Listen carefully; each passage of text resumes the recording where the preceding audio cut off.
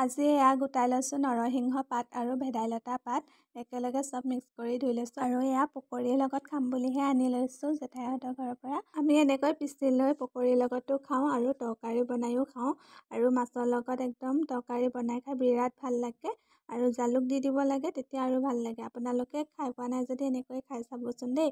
আৰু এতিয়া মই মিক্সাৰত পিচি ল'লোঁ আৰু ইমানখিনি ওলালে দেখিছেনে। আৰু এতিয়া পকৰী বনাম যে সেইকাৰণে পিঁয়াজ দুটা কাটি ল'লোঁ। তাৰপিছতে এয়া আটা গুৰি দিছোঁ বাৰু দেই আৰু এইফালে নিমখ হালধি দি ল'লোঁ আৰু হালধি নিদিয়া হ'লেও হয়, হালধি দি পালোঁ মই পটককেনে।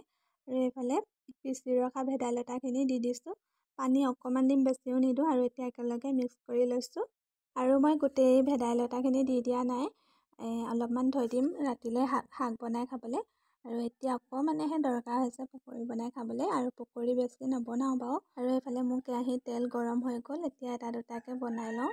আৰু যে দেখাত ক'লা ক'লা হৈ যায়, আপোনালোকে নাহাঁহিব দেই এনেকৈ খায়নে বুলি।